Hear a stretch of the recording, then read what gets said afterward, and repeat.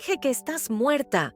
Esas fueron las palabras que me susurró mi esposo Ricardo mientras yacíamos al fondo del acantilado, sangrando y con los huesos rotos, después de que nuestro propio hijo y mi nuera nos empujaran para callarnos para siempre.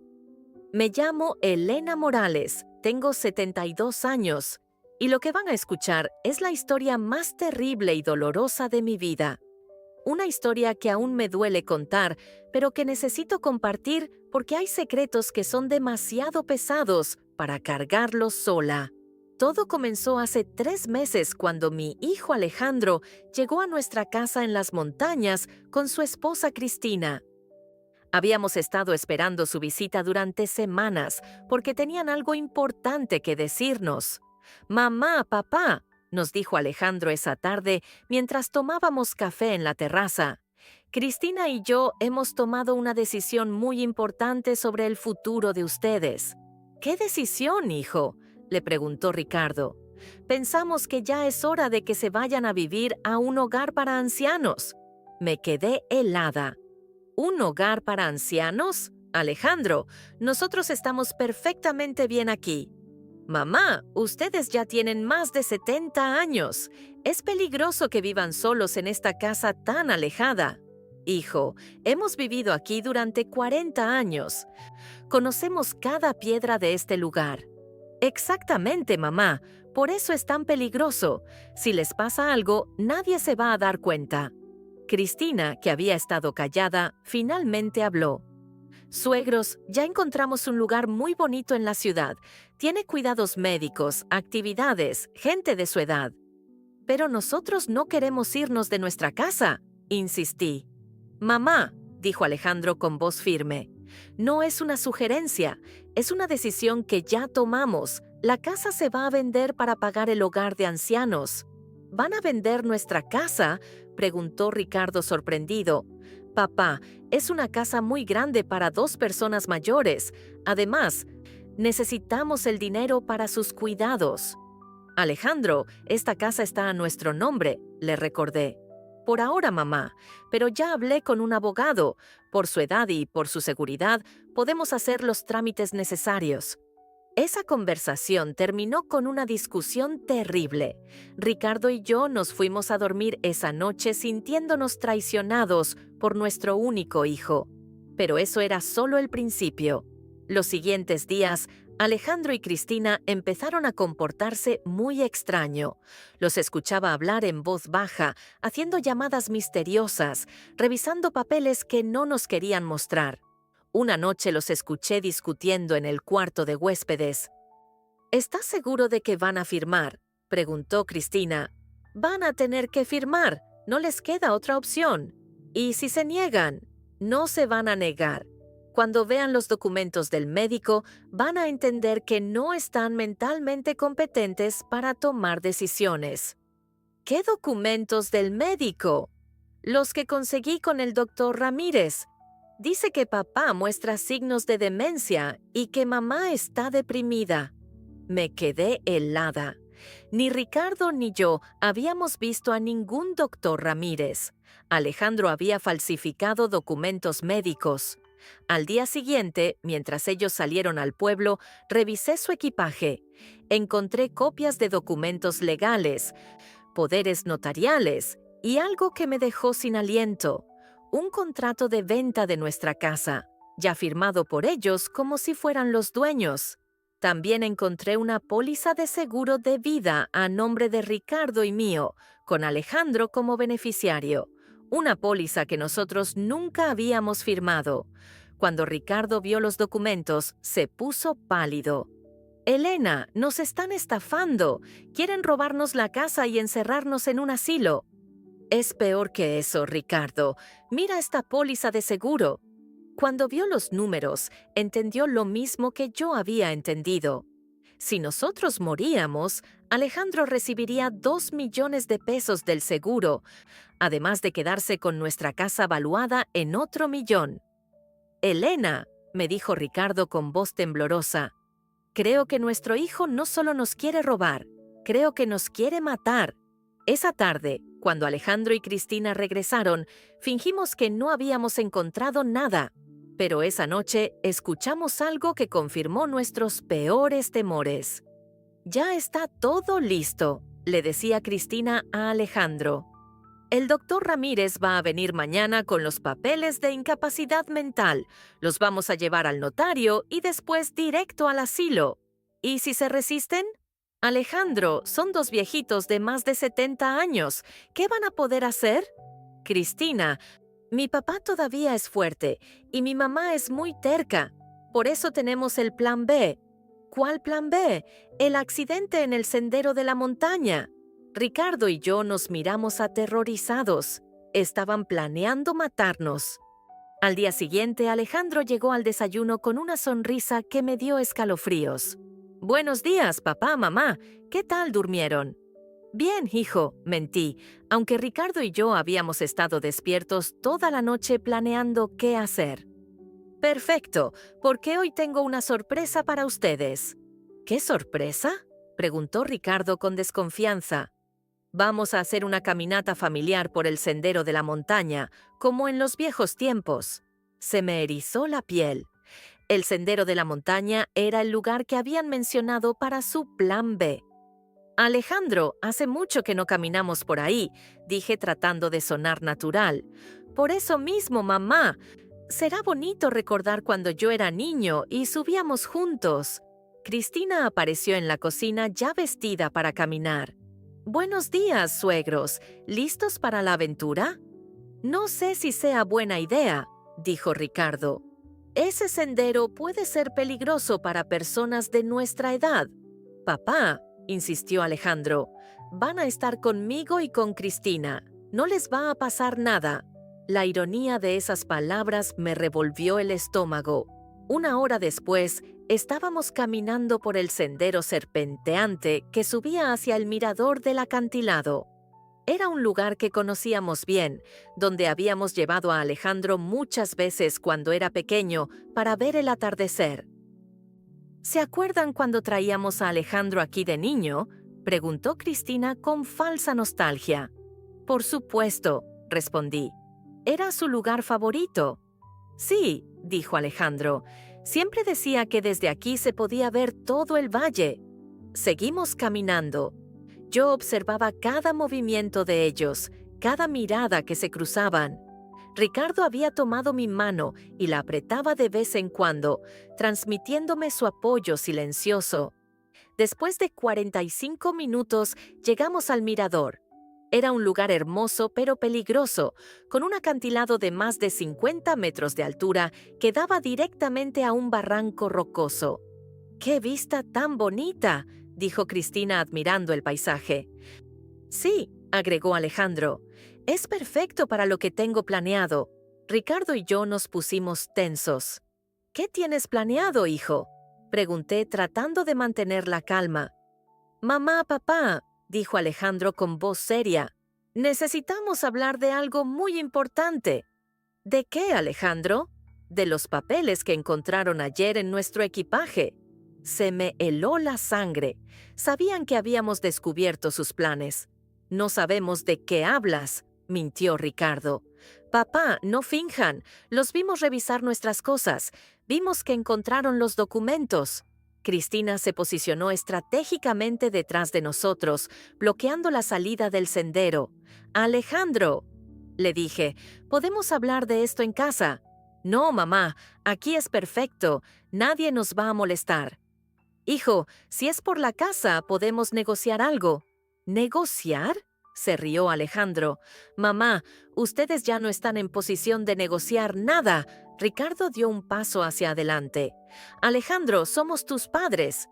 «Eran mis padres», lo corrigió, «hasta que decidieron meterse donde no los llamaron». «¿Meterse dónde?», pregunté confundida. «Mamá, ustedes vieron cosas que no debían ver. Ahora saben demasiado». «Alejandro, solo vimos unos papeles. Si quieres la casa, te la damos. No necesitas hacer esto». «¿Darme la casa?», se rió otra vez. «Mamá, yo ya tengo comprador para la casa. Esto no es solo por la propiedad». «Entonces, ¿por qué?», preguntó Ricardo. «Porque ustedes descubrieron lo del seguro falso, y si viven, van a hablar». Cristina se acercó más a nosotros. «Suegros, ustedes entienden que no podemos dejarlos regresar». «Cristina», le supliqué, «somos familia». «Familia que estorba», respondió fríamente. Fue entonces cuando entendí que realmente planeaban matarnos. No había negociación posible. «Alejandro», le dije con lágrimas en los ojos, «¿cómo puedes hacerle esto a tus propios padres? Mamá, ustedes ya vivieron sus vidas. Ahora es mi turno». «¿Tu turno de qué?» «Mi turno de ser rico sin esperar a que se mueran naturalmente». Ricardo se puso furioso. «Alejandro, nosotros trabajamos toda la vida para darte todo lo que tenías. Y ahora me van a dar lo último que me falta». «¿Qué?» «Su muerte». En ese momento, sin previo aviso, Alejandro y Cristina se lanzaron contra nosotros. Ricardo trató de defenderse, pero Alejandro era más joven y más fuerte. Yo grité cuando sentí las manos de Cristina empujándome hacia el borde del acantilado. «No, por favor», supliqué. «Lo siento, suegra, pero ustedes ya no nos sirven vivos». Con un empujón violento, Cristina me lanzó hacia el vacío. En el mismo momento vi a Alejandro empujar a Ricardo. La caída pareció eterna. El viento me golpeaba la cara mientras veía el suelo acercarse a velocidad aterradora. Escuché el grito de Ricardo a mi lado y después el impacto. Todo se volvió negro por unos segundos. Cuando recuperé la conciencia, estaba tirada sobre unas rocas y arbustos a unos 15 metros del fondo del acantilado. Había caído en una saliente que me salvó la vida, pero me dolía todo el cuerpo. «Ricardo», susurré. «Estoy aquí». Escuché su voz débil a unos metros de mí. Traté de moverme y sentí un dolor punzante en las costillas. Ricardo también estaba herido, pero estaba vivo. Desde arriba escuchamos las voces de Alejandro y Cristina. «¿Están muertos?» «No se mueven, deben estar muertos». Bajamos a verificar. «No, es muy peligroso. Desde esta altura no hay forma de que hayan sobrevivido». Fue entonces cuando Ricardo me susurró las palabras que me salvaron la vida. «Elena, finge que estás muerta, no te muevas, que crean que morimos». Durante los siguientes 20 minutos permanecimos completamente inmóviles, fingiendo estar muertos. Escuchaba a Alejandro y Cristina caminar por el borde del acantilado, tratando de ver nuestros cuerpos. «¿Los ves?», preguntó Cristina. «Están ahí abajo, entre las rocas, no se mueven nada». «¿Estás seguro de que están muertos?» «Cristina, cayeron desde 50 metros, nadie sobrevive a eso». «Pero deberíamos bajar a verificar». «¿Estás loca? Ese barranco es imposible de bajar. Además, mira cuánta sangre hay en las rocas». Era cierto, tanto Ricardo como yo estábamos sangrando bastante. Yo sentía sangre corriendo por mi frente y Ricardo tenía una herida profunda en el brazo. «¿Y ahora qué hacemos?», preguntó Cristina. «Ahora regresamos a la casa, empacamos sus cosas como si hubieran decidido irse al asilo y mañana reportamos que desaparecieron». «¿Y si alguien encuentra los cuerpos?» «Cristina, este es un accidente. 2 ancianos que se cayeron del mirador porque perdieron el equilibrio. Pasa todo el tiempo». «¿Y los documentos que vieron?» «Esos documentos desaparecen. Oficialmente ellos nunca los vieron». Escuché sus pasos alejándose. Esperamos otros 10 minutos en completo silencio antes de atrevernos a movernos. «Ricardo», susurré, «¿estás bien?» «Estoy vivo, pero muy herido. ¿Tú cómo estás?» «Me duele todo, pero puedo moverme». «Elena, tenemos que salir de aquí antes de que regresen». «¿Cómo vamos a subir?» «No vamos a subir. Vamos a bajar hacia el valle y dar la vuelta por el sendero largo». Con mucho esfuerzo y dolor, comenzamos a movernos hacia el fondo del barranco. Cada paso era una agonía, pero sabíamos que teníamos que alejarnos de ahí. Mientras caminábamos lentamente entre las rocas, Ricardo me dijo algo que me heló la sangre. «Elena, hay algo que no te he dicho». «¿Qué cosa?» «Sobre por qué Alejandro realmente nos quiere matar». ¿No es por el dinero del seguro? Ese es solo parte del motivo. ¿Cuál es la otra parte? Elena, hace 3 meses descubrí algo terrible sobre nuestro hijo. ¿Qué descubriste? Que él no es nuestro hijo. Me detuve de golpe a pesar del dolor. ¿Qué dijiste? Elena, Alejandro no es nuestro hijo biológico. Ricardo, ¿de qué hablas? Yo lo parí. Estuviste ahí cuando nació. Sí, tú pariste un bebé, pero no pariste a Alejandro. ¿Cómo puedes decir eso? Elena, ¿te acuerdas de que Alejandro nació prematuro y estuvo en incubadora durante 2 semanas? Por supuesto que me acuerdo. Durante esas 2 semanas, nuestro bebé murió de complicaciones respiratorias. Ricardo, eso no es verdad. Elena, el doctor Herrera me lo dijo, pero me pidió que no te dijera nada porque estabas muy débil después del parto.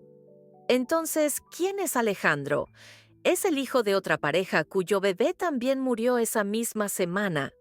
Los enfermeros intercambiaron los cuerpos para evitar el trauma de las familias. ¿Por qué nunca me dijiste esto? Porque durante 35 años creí que era lo mejor. Alejandro creció como nuestro hijo, lo amamos como nuestro hijo. ¿Qué importaba la sangre? Pero ahora sí importa. Ahora importa porque hace 3 meses Alejandro se enteró de la verdad. ¿Cómo se enteró? Elena, ¿te acuerdas cuando fue al médico para hacerse unos análisis para el seguro de vida? Sí. Los análisis de sangre revelaron que su tipo sanguíneo es incompatible con el nuestro. Es genéticamente imposible que sea nuestro hijo. Dios mío. Elena, desde que se enteró de eso, su comportamiento cambió completamente. ¿Por eso quiere matarnos? Piénsalo, Elena. Si él no es realmente nuestro hijo, técnicamente no tiene derecho a heredar nada. Pero si nosotros morimos sin que nadie más sepa la verdad, él hereda todo como hijo legítimo. Pero nosotros no sabíamos nada de esto. Él no lo sabe. Cree que nosotros siempre supimos la verdad y que se la ocultamos intencionalmente. ¿Y por eso nos odia tanto? Elena, Alejandro cree que lo estafamos durante 35 años, que le mentimos sobre su identidad, que le robamos su verdadera familia, que lo usamos como reemplazo de nuestro hijo muerto. Pero eso no es verdad. Para él sí es verdad, y en su mente retorcida, matarnos es su forma de cobrar venganza y asegurar su futuro económico. Seguimos caminando en silencio mientras procesaba esta información devastadora. El hijo que habíamos criado con tanto amor durante 35 años no solo nos había intentado matar por dinero, nos había intentado matar porque creía que habíamos arruinado su vida con una mentira. Ricardo, le dije después de unos minutos, ¿qué vamos a hacer ahora? Elena, vamos a hacer lo que él cree que hicimos durante 35 años. ¿Qué? Vamos a mentirle, pero esta vez la mentira va a destruirlo a él. Después de 2 horas caminando con mucha dificultad, finalmente llegamos al pueblo en el valle. Éramos un espectáculo terrible, ensangrentados y lastimados, pero estábamos vivos.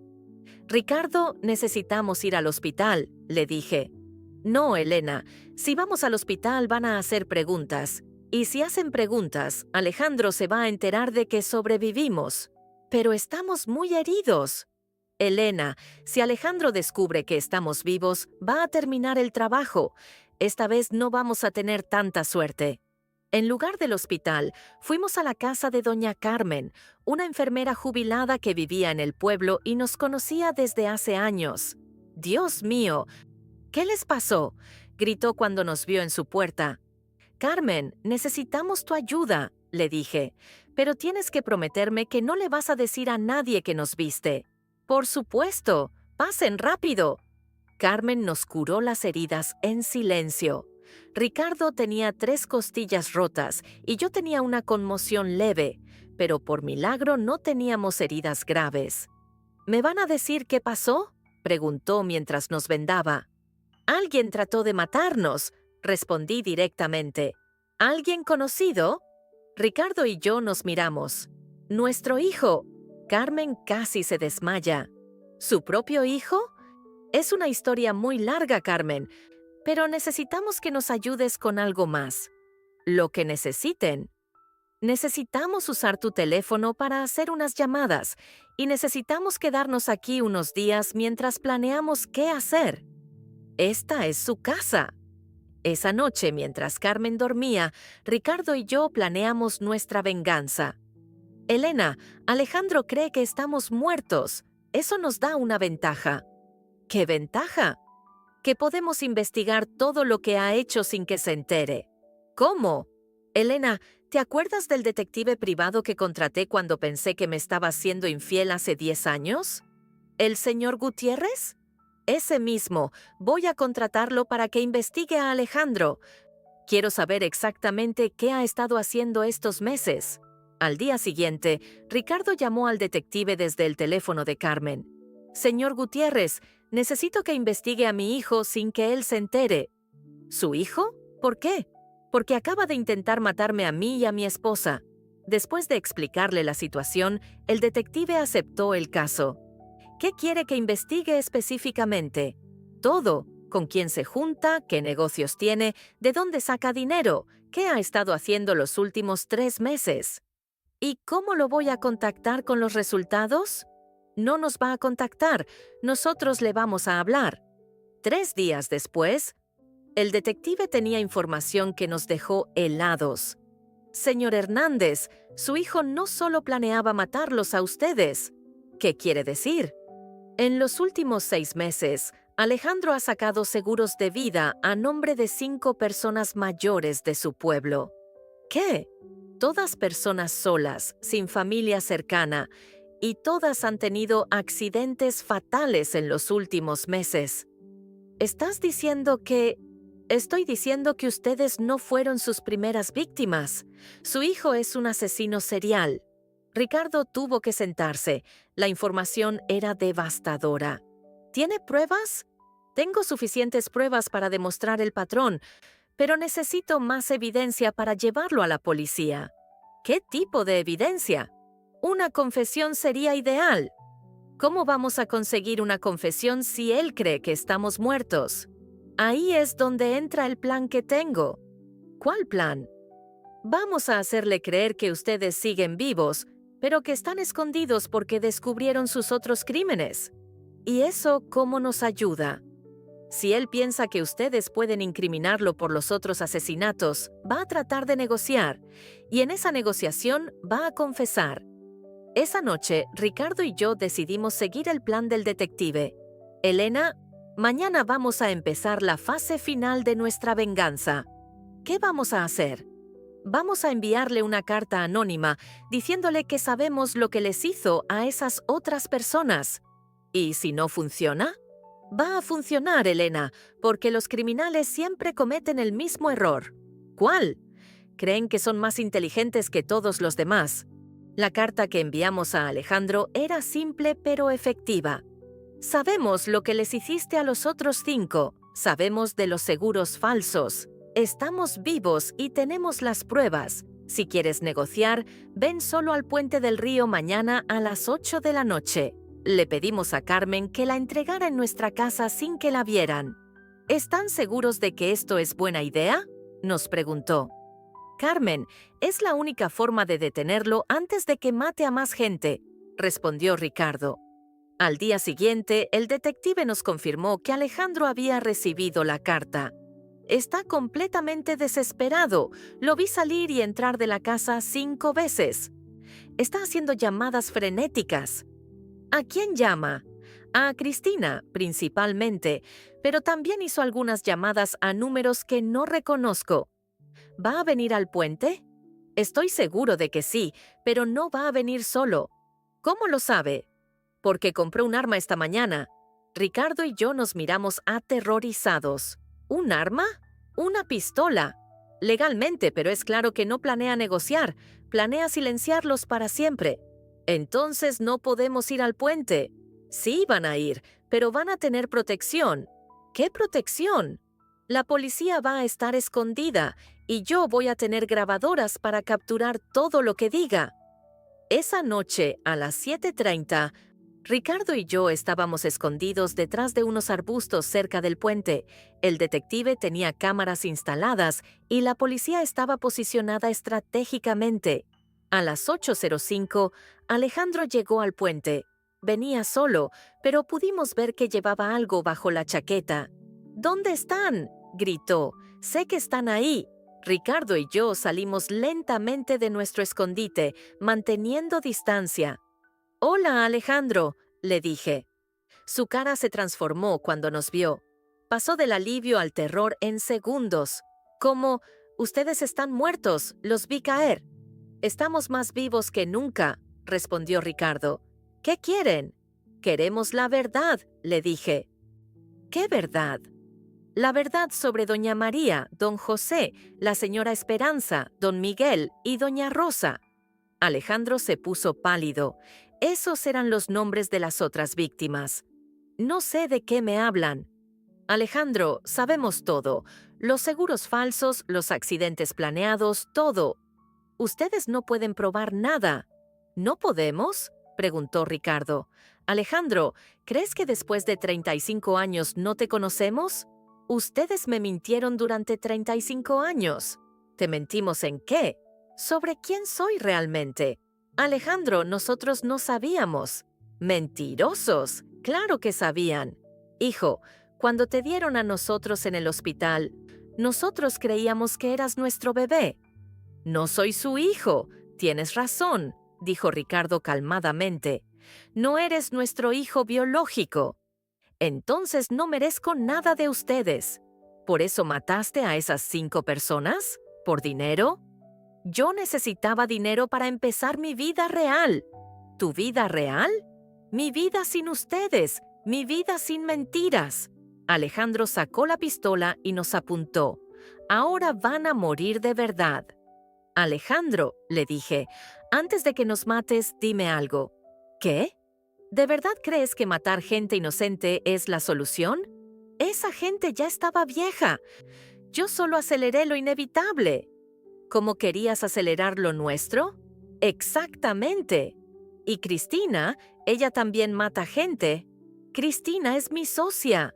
Ella entiende que a veces hay que eliminar obstáculos. Obstáculos como nosotros, como ustedes y como cualquiera que se interponga en nuestro camino». En ese momento, la policía salió de su escondite. «¡Policía! ¡Suelte el arma!». Alejandro se dio cuenta de que había caído en una trampa. Nos miró con odio puro. «Me traicionaron otra vez». «No, Alejandro», le dije, «te detuvimos». Alejandro intentó huir cuando vio a los policías, pero tropezó y cayó al suelo. La pistola se deslizó por el puente y cayó al río. «¡Manos arriba! ¡No se mueva!», gritaron los oficiales mientras lo rodeaban. «¡Esto es una trampa!», gritó Alejandro mientras lo esposaban. «Ellos me tendieron una trampa». «Alejandro», le dijo el detective mostrándole la grabadora, «acabas de confesar 5 asesinatos. No hay trampa que valga». «Yo no maté a nadie. Fueron accidentes». «¿Accidentes planeados con seguros de vida falsos?», preguntó el capitán de policía. Alejandro se quedó callado cuando se dio cuenta de que todo había sido grabado. «¿Dónde está su cómplice, Cristina?», preguntó el detective. «Ella no sabe nada de esto». «Alejandro, hace 5 minutos dijiste que era tu socia».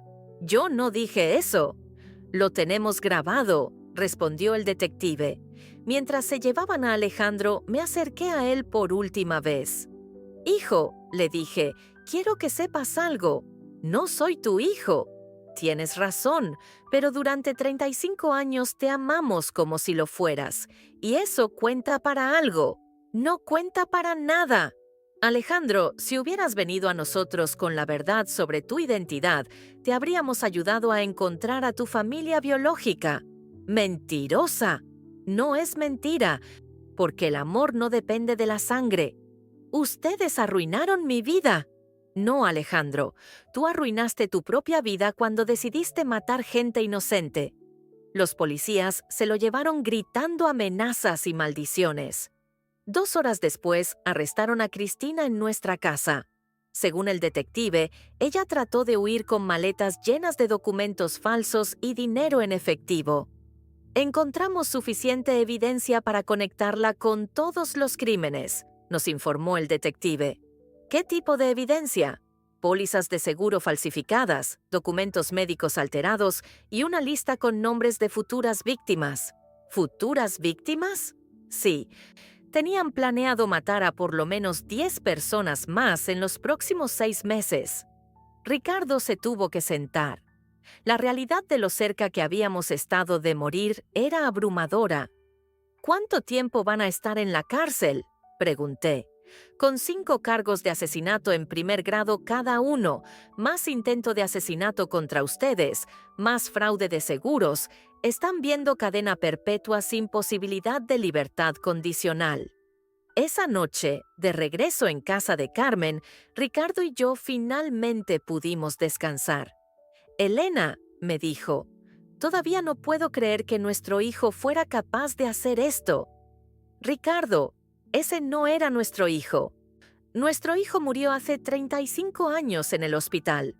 Entonces, ¿quién era Alejandro? Un extraño que vivió en nuestra casa durante 35 años. ¿Te arrepientes de haberlo criado? No me arrepiento de haber amado a un niño que necesitaba amor, pero me arrepiento de no haber visto las señales de lo que se estaba convirtiendo. ¿Qué señales? Ricardo, desde pequeño Alejandro era manipulador.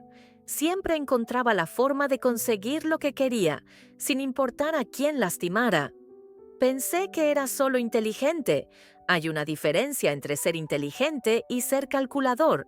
¿Y ahora qué vamos a hacer? Vamos a vivir, Ricardo.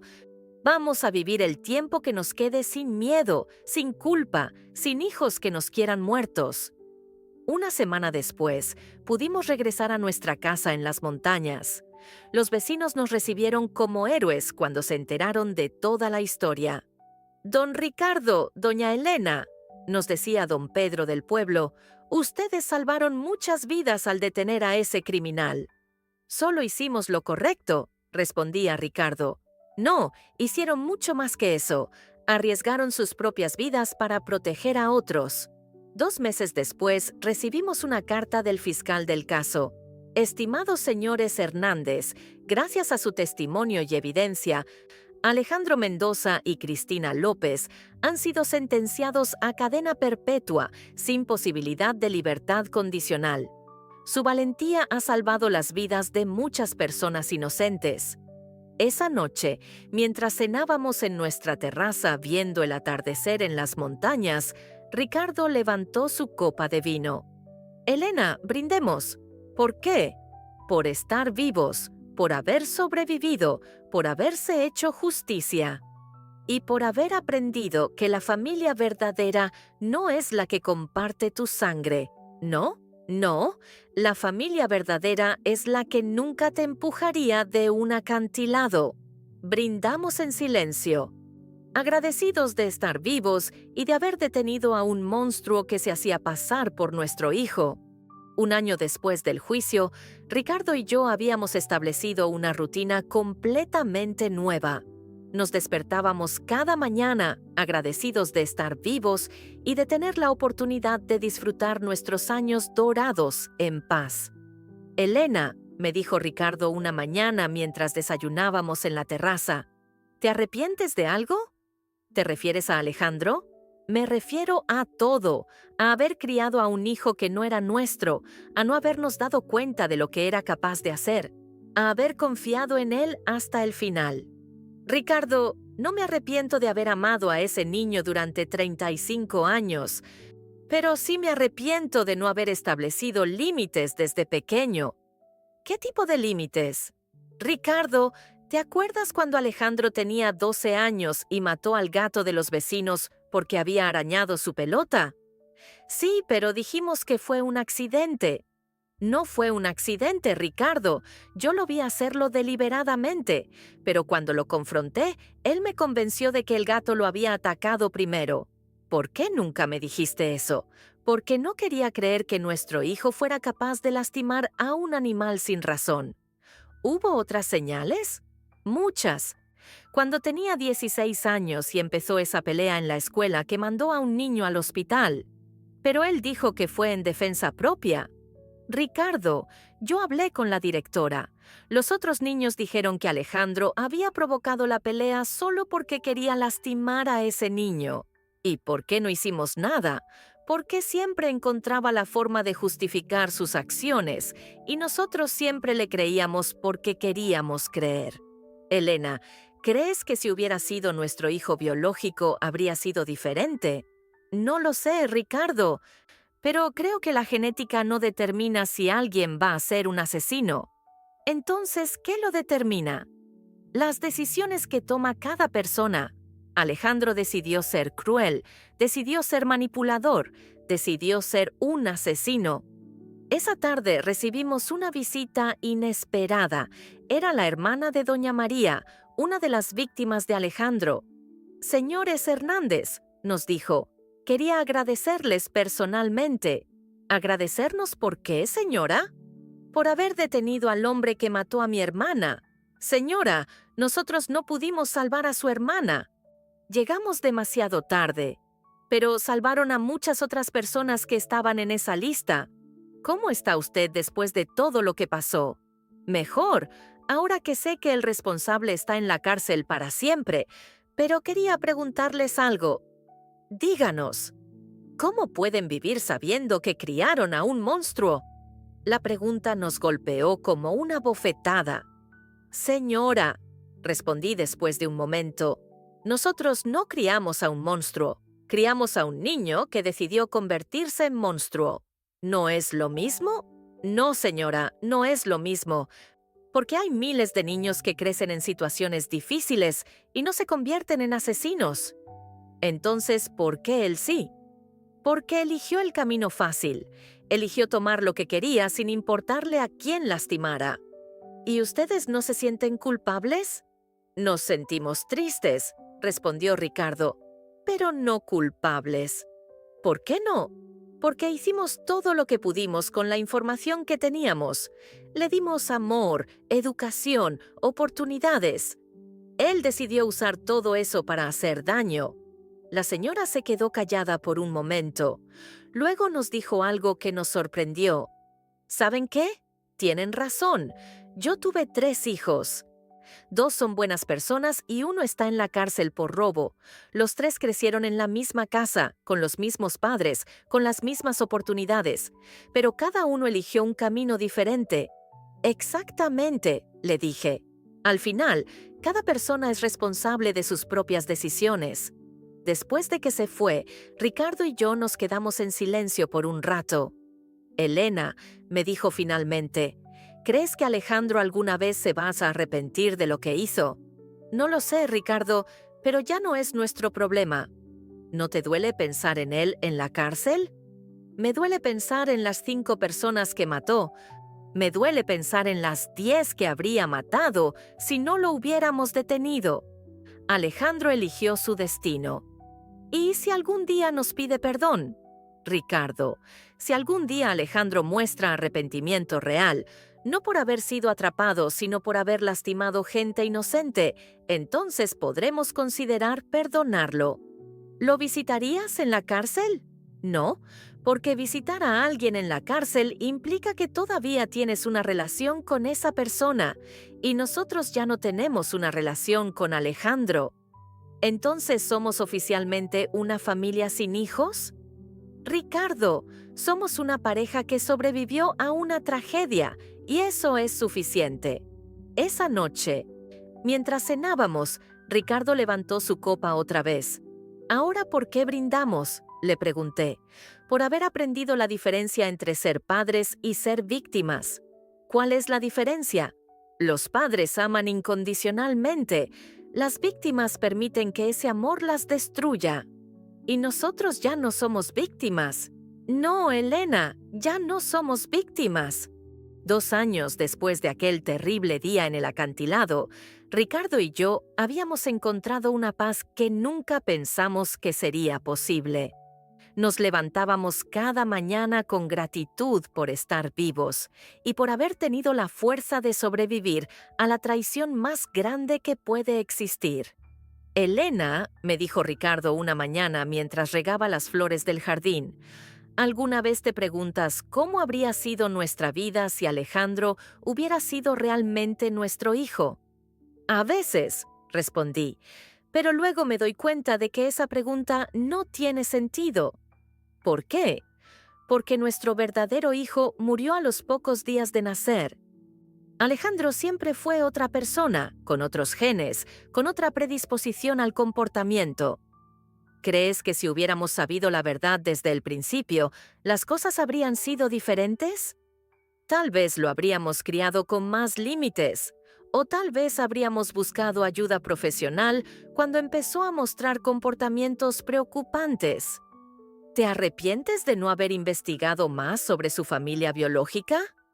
No me arrepiento porque en ese momento no sabíamos que había algo que investigar. Los doctores nos dijeron que era nuestro hijo y nosotros lo creímos. Esa tarde recibimos una llamada inesperada del abogado de Alejandro. Señora Elena, mi cliente quiere verlos. ¿Para qué? Dice que tiene algo importante que decirles. Nosotros no tenemos nada que hablar con él. Señora, él insiste en que es muy importante. Algo sobre los otros crímenes. Ricardo tomó el teléfono. ¿Qué otros crímenes? Señor Ricardo, parece que hay más víctimas de las que pensábamos. Mucha más gente de la que confesó en el juicio. ¿Cuántas más? No lo sabemos con certeza, pero él dice que son más de 20 personas en total. Ricardo y yo nos miramos.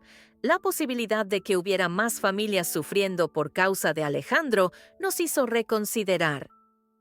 ¿Qué quiere a cambio de esa información? Quiere una visita de ustedes, solo una conversación de 30 minutos. Después de mucho pensarlo, decidimos ir. No por él, sino por las familias de las víctimas que merecían saber la verdad. La cárcel era un lugar frío y deprimente. Alejandro se veía mayor, más delgado, pero sus ojos seguían teniendo esa frialdad calculadora que recordaba de sus últimos años en casa. «Mamá, papá», nos dijo cuando nos sentamos frente a él. «Somos Elena y Ricardo», lo corrigió Ricardo. «Ya no somos tus padres». «Tienen razón», respondió con una sonrisa extraña. «Nunca fueron mis padres reales». «¿Qué quieres?» «Alejandro», le pregunté directamente. «Quiero hacer un trato». «¿Qué tipo de trato?» «Tengo información sobre otros crímenes. Crímenes que cometí antes de empezar con los seguros de vida». «¿Qué crímenes?» «Cuando tenía 25 años, maté a 3 personas en accidentes de coche falsos. Cuando tenía 28, envenené a 2 ancianos en un hogar donde trabajaba temporalmente. Cuando tenía 30, provoqué el incendio que mató a una familia completa en el pueblo de San Miguel. Se me revolvió el estómago. ¿Por qué hiciste todo eso? ¿Por qué podía? Porque era fácil. Porque nadie sospechaba de mí. ¿Y qué quieres a cambio de esa información? Quiero que me visiten una vez al mes hasta que me muera. ¿Para qué? Porque ustedes son lo único parecido a una familia que tengo. Alejandro, le dijo Ricardo, tú nos empujaste de un acantilado para matarnos. Sí, pero ustedes sobrevivieron y ahora pueden elegir perdonarme. ¿Perdonarte por intentar asesinarnos o por asesinar a más de 20 personas inocentes? Por todo. Alejandro, le dije, el perdón no se mendiga, se gana. ¿Qué tengo que hacer para ganarlo? Nada, porque ya es demasiado tarde. ¿Entonces van a dejar que esas familias sufran sin saber la verdad?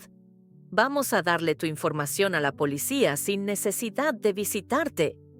Pero necesito que ustedes me visiten. ¿Por qué?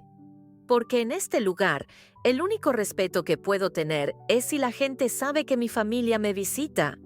Nosotros ya no somos tu familia, pero fueron mi familia durante 35 años. Y tú intentaste matarnos, le recordé. Eso canceló esos 35 años. Le dimos la información sobre los otros crímenes al fiscal, pero no aceptamos visitarlo.